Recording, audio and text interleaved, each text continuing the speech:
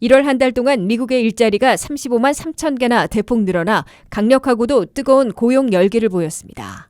미국에서 렌트비로 소득의 30% 이상을 부담하는 렌트비 고통 가구가 전체의 절반으로 늘어난 것으로 나타났습니다. 도널드 트럼프 전 대통령이 막대한 소송 비용을 지불하고도 8천만 달러 이상의 손해배상을 판결받아 금전적 손해를 보고 있습니다. 전기차 테슬라가 거의 모든 자사 전기차인 219만 대를 전량 리콜하고 나섰습니다. 미국의 젊은 층 사이에서 밤 9시 때의 잠자리에 들은 조기 취침이 급증해 생활 방식에도 큰 변화를 가져오고 있습니다. 여러분 안녕하십니까? 워싱턴 뉴스 투데이입니다. 미국이 2024년 새해 첫 1월에 실업률은 3.7%에서 유지하면서도 일자리를 35만 3천 개나 급증시키는 강력하고도 뜨거운 고용 열기를 보였습니다. 예상보다 2배나 많은 일자리 증가로 미국 경제의 고용 냉각, 이에 따른 소비 위축, 성장 둔화 우려는 상당히 사라지는 대신 기준금리 인하를 시작하는 시기는 계속 늦춰질 것으로 예상되고 있습니다. 안혜린 기자가 보도합니다. 미국의 고용시장이 예상을 훨씬 뛰어넘은 일자리 증가로 2024년 새해를 강력하고도 뜨거운 고용 열기로 시작하며 한파를 일축하고 있습니다. 미국의 1월 실업률은 3.7%로 전달과 같게 나왔다고 연방노동부가 2일 발표했습니다. 그런데 1월 한 달 동안 일자리를 35만 3천 개나 대폭 늘린 것으로 발표돼 모두를 놀라게 했습니다. 경제 분석가들은 당초 18만 5천 개 증가를 내다봤는데 근 2배나 더 많이 늘어나 예상을 뛰어넘은 강력하고도 뜨거운 고용 열기를 보였음을 입증하고 있습니다. 여기에 지난해 11월의 일자리 증가폭은 당초 17만 3천 개로 발표됐다가 이번에 18만 2천 개로 올라가 9천 개 추가됐으며 12월에는 당초 21만 6천 개 증가로 공표됐지만 이번에는 33만 3천 개로 11만 7천 개나 더 늘어나며 2달 앞에 12만 6천 개나 추가됐습니다. 2024년 새해 들어 테크와 수송 저장 업종에서 해고 폭풍이 시작됐으나 비교적 손쉽게 재취업하고 있어 강력한 고용 열기를 보이고 있는 것으로 CNBC는 분석했습니다. 1월의 근로자 시급, 시간당 임금은 예상보다 2배나 되는 0.6%나 급등해 연율로는 4.5% 인상으로 대폭 올라갔습니다. 1월의 업종별 고용을 보면 생산 분야에서 제조업은 2만 3천 명, 건설업에선 1만 1,000명을 늘려 호조를 이어간 반면 광업에선 5천 명을 줄였습니다. 서비스 분야에서 프로페셔널 비즈니스 업종이 가장 많은 7만 4천 명을 대폭 늘렸습니다. 헬스케어에서도 7만 명을 증원했고 사회 지원에서는 3만 명을 증가시켰습니다. 수송 저장과 소매업, 정보 업종에서 각 1만 5천 명씩 늘렸습니다. 레저 호텔 식당에서 1만 1,000명을 늘렸고 재정활동에서 8천 명을 증원했습니다. 정부에서는 연방 1만 1,000명, 주정부 1만 명, 로컬 정부 1만 9천 명을 합해 3만 6천 명을 증가시켰습니다. 예상을 뛰어넘는 2024년 새해 1월의 고용 열기로 일자리 증가폭이 급속 냉각되고 그에 따른 소비 지출이 위축돼 경제 성장도 둔화될 것이라는 우려가 거의 사라지거나 적어도 상당히 늦춰질 것으로 경제 분석가들은 분석하고 있습니다. 대신 연준은 물가가 다시 오를 수 있어 기준금리를 인하하는 시기를 3월과 5월은 어렵고 6월이나 7월 이후로 미루게 될 것으로 경제 분석가들은 내다보고 있습니다. WKTV 뉴스 안혜린입니다. 소득에서 30% 이상이나 렌트비로 부담하고 있어 렌트비 고통을 겪고 있는 세입자들이 전체의 절반으로 늘어난 것으로 나타났습니다. 이는 전체 세입가구 4,400만 가구에서 50%인 2,240만 가구가 렌트비 부담에 시달리고 있는 것인데 팬데믹 3년간 200만 가구가 늘어난 것으로 조사됐습니다. 미국에서는 내 집 마련하기 어려워졌을 뿐만 아니라 세입자들의 렌트비 부담도 갈수록 가중되고 있습니다. 렌트비가 10개월 만에 처음으로 내림세로 돌아섰으나 아직 1년 전에 비하면 오른 수준인데다가 대도시들은 모두 월간이나 연간으로 상승한 것으로 나타났습니다. 미국에서는 가구 소득에서 30% 이상을 렌트비로 내고 있는 경우 렌트 코스트 버든드로 불리며 렌트비 고통 가구로 분류되고 있습니다. 미국에서 새 들어 사는 세입 가구는 4,410만 가구인데 그중에 절반인 50%, 2,240만 가구나 소득의 30% 이상을 렌트비로 내고 있는 것으로 하버드 대학의 새 연구 보고서에서 나타났습니다. 이는 팬데믹 3년 동안 200만 가구가 늘어난 것으로 하버드 보고서는 밝혔습니다. 더욱이 1,210만 가구는 소득의 50%를 렌트비로 내고 있어 심각한 생활고를 겪고 있는 것으로 하버드 대학 보고서는 분석했습니다. 소득에서 30% 이상을 렌트비로 내고 있어 렌트비 부담과 고통이 가중된 미국 내 가구들은 중산층에서 가장 많이 늘어난 것으로 조사됐습니다. 연소득 4만 5천 달러에서 7만 5천 달러 사이의 중산층 세입자들은 30% 이상을 렌트비로 납부하고 있는 가구가 3년간 5.4%나 급증해 가장 많이 증가했습니다.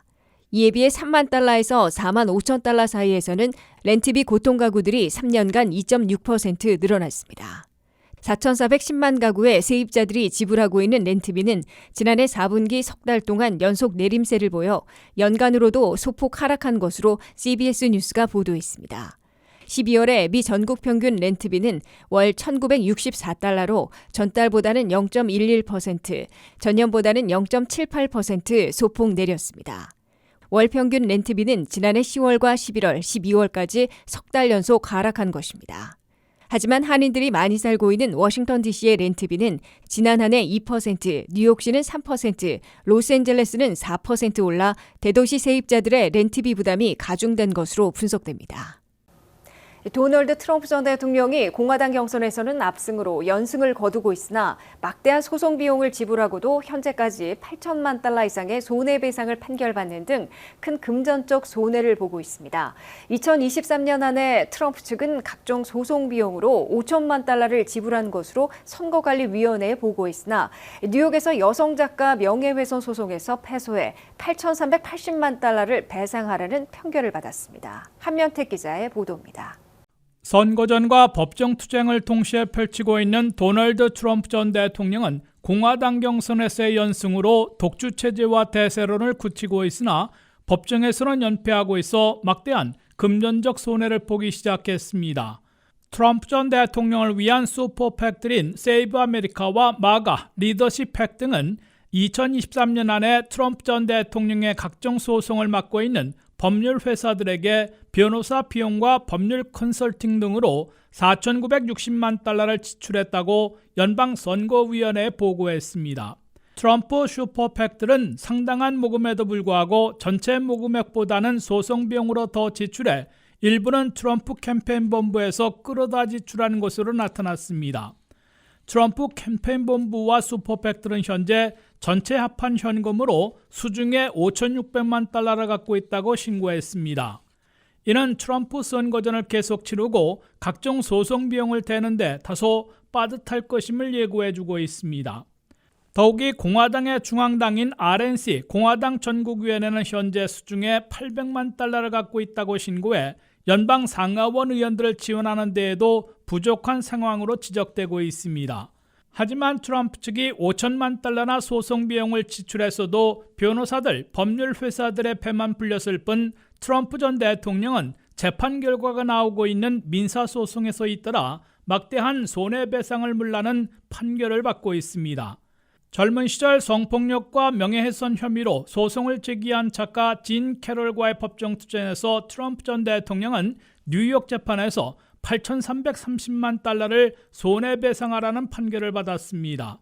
8,330만 달러 가운데 1,830만 달러는 캐롤 씨에게 직접 손해배상하는 보상적 감정피해에 대한 손해배상이고 6,500만 달러는 징벌적 손해배상으로 나타났습니다.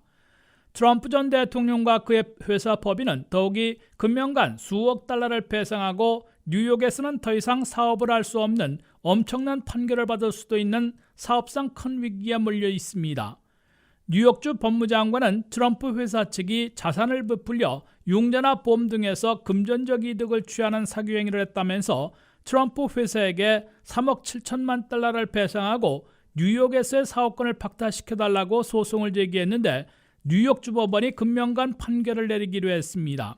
트럼프 회사가 막대한 손해배상 명령을 받고 뉴욕에서 더 이상 사업하지 못하도록 사업권까지 박탈당한다면 엄청난 배상금을 물어야 하는 동시에 트럼프 타워를 비롯한 부동산 사업을 할 수 없게 돼 치명상을 입게 될 것으로 경고받고 있습니다.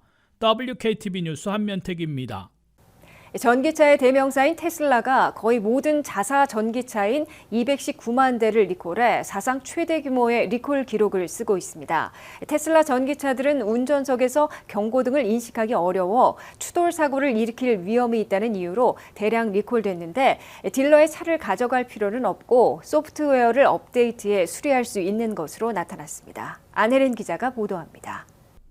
최근 들어 각종 악재에 시달리고 있는 테슬라가 이번에는 거의 모든 자사 전기차인 219만 대를 전량 리콜하고 나섰습니다. NHTSA, 국립고속도로교통안전청은 2일 테슬라의 전기차 219만 대를 리콜한다고 발표했습니다. 테슬라 전기차에는 각종 경고등이 있는데 너무 작은 폰트로 되어 있어 운전자들이 보기 어렵기 때문에 추돌 사고를 일으킬 위험이 높다는 지적에 따라 전량 리콜한 것으로 고속도로교통안전청은 설명했습니다. 다만 테슬라의 이번 리콜은 전기차를 딜러에 가지고 가서 수리받는 게 아니라 경고등에 대한 소프트웨어를 업데이트하는 방법으로 수리할 수 있는 것으로 고속도로교통안전청은 밝혔습니다. 요즘은 부품 교체 시에만 딜러의 차를 가져가고 소프트웨어는 업그레이드 또는 업데이트하는 방법으로 수리할 수 있는 오버디에어 소프트웨어 픽스가 대세가 되고 있습니다. 테슬라는 이번 리콜에서 소프트웨어만 업데이트하면 되기 때문에 막대한 비용을 들이지는 않아도 될 것으로 보이나 최근 들어 계속되는 악재로 명성이 퇴색하고 실제 판매에서도 제동이 걸리고 있습니다. 테슬라는 특히 자동주행 장치인 오토파일럿으로 상당한 불안감을 안겨주고 있습니다. 테슬라는 지난 12월 200만 대나 리콜해 오토파일럿의 소프트웨어를 업데이트하고 운전자 오용을 막는 새 안전장치를 마련키로 발표한 바 있습니다. 새해 1월에는 중국에서 운전자 지원 장치의 문제로 최대 규모의 리콜을 실시해 중국의 전기차인 BYD에게 결국 전기차 1위 자리를 내줬습니다. 여기에 사주인 일론 머스크의 페이 패키지가 법원에 의해 무효화되는 순환도 겪고 있습니다. 일론 머스크는 테슬라에서 봉급을 받지 않는 대신 전체 주식의 13%를 소유하고 페이 패키지를 받아왔는데 558억 달러를 지급받기로 했다가 델라웨어 법원 판사로부터 명확한 근거가 부족하다며 무효 처분을 받아 수령하지 못하고 있습니다. 발끈한 일론 머스크는 분노를 표시하며 테슬라 본부를 델라웨어에서 텍사스로 이전하는 절차를 밟고 있습니다. 일론 머스크는 순 자산이 1,871억 달러로 세계에서 가장 부자로 꼽히고 있습니다. WKTV 뉴스 안혜린입니다. 미국 젊은 층에서 밤 9시 때에 일찌감치 잠자리에 드는 조기 취침이 성행하면서 젊은 층 생활 방식은 물론 사업에도 큰 변화를 초래하고 있습니다.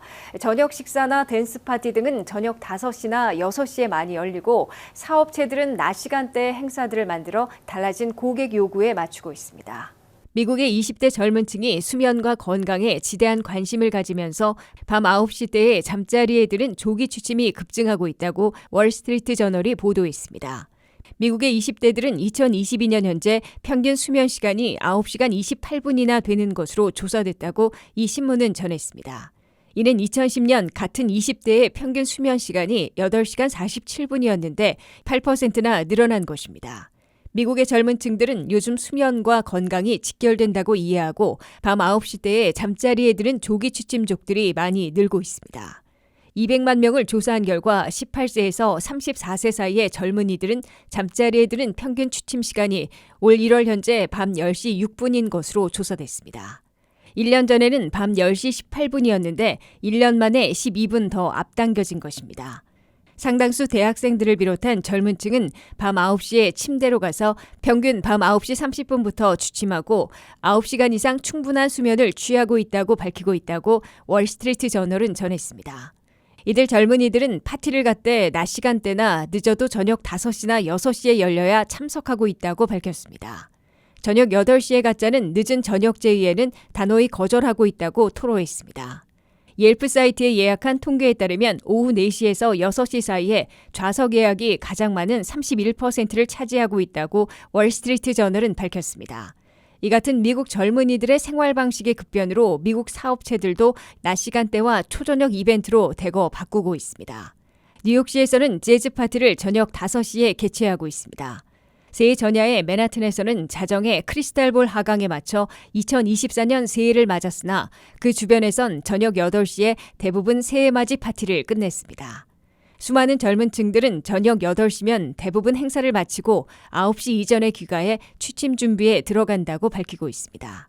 심지어 뉴올리언스에서는 전통적인 자정 파티가 퇴색하고 초저녁 파티로 대체하는 업소들이 늘어나고 있습니다. 이상으로 워싱턴 뉴스투데이를 마치겠습니다. 시청해주신 여러분 고맙습니다.